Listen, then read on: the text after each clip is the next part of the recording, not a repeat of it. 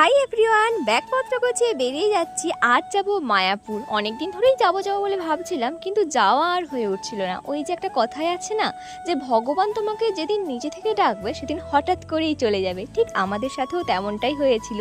আগের দিন রাত্রে প্ল্যান হয়েছে এবং পরের দিন সকালে কিন্তু আমরা সবাই মিলে বেরিয়ে গেছি। আর ভগবানের যখন ইচ্ছে হয়েছে তখন কি আর আমরা না যে পারি বলো?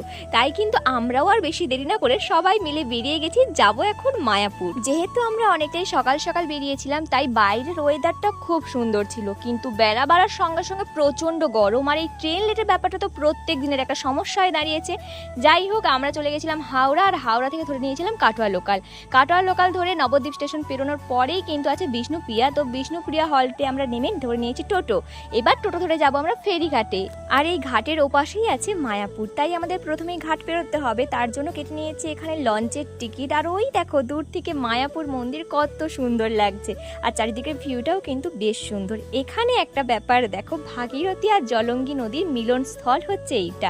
তোমাদের আশা করি আমি দেখাতে পারলাম। চলে এসেছি নদীর এপাশে। এবার আমরা যাব মন্দিরে, আর মন্দিরে যাওয়ার জন্য আমাদের ধরতে হবে টোটো। এখানে তোমরা দেখতে হবে সারি সারি অনেক টোটো দাঁড়িয়ে রয়েছে। তোমরা মন্দিরে যাওয়ার কথা বললে ওনারাই তোমাদেরকে মন্দিরে নিয়ে চলে যাবে, 10 টাকা করে ভাড়া নেবে। আর মন্দিরে যাওয়ার পথে এই যে দেখো কত মন্দির, এই মন্দিরে কি কি ঠাকুর রয়েছে আমি কিন্তু জানি না। যেতে যেতে যতটা তোমাদের দেখাতে পারলাম সেটাই তোমাদের দেখালাম। আর পরিবেশ নিয়ে আমি তোমাদের কি আর বলবো, চারিদিকে সবুজে সবুজ।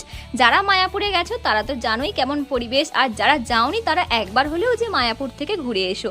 খুব সুন্দর একটা পরিবেশ। আর ওই দেখো দূর থেকে দেখা যাচ্ছে কিন্তু মায়াপুরের মন্দির। আচ্ছা, তোমাদের একটা কথা বলি, আজকের ব্লগটা হচ্ছে আমাদের মায়াপুরের ডে 1-এর। আমরা গেছিলাম 3 দিনের জন্য, তো আজ তোমাদের সাথে ডে 1-এর ব্লগটা শেয়ার করব।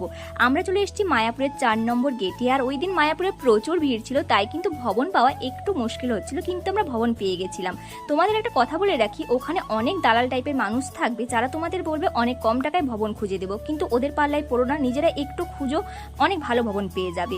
তো আমরা ফ্রেশ হয়ে বেরিয়েছিলাম একটু মন্দির দর্শন করবো বলে। ওখানে যাওয়ার পরে একটা অন্যরকমের ফিল কাজ করছিল।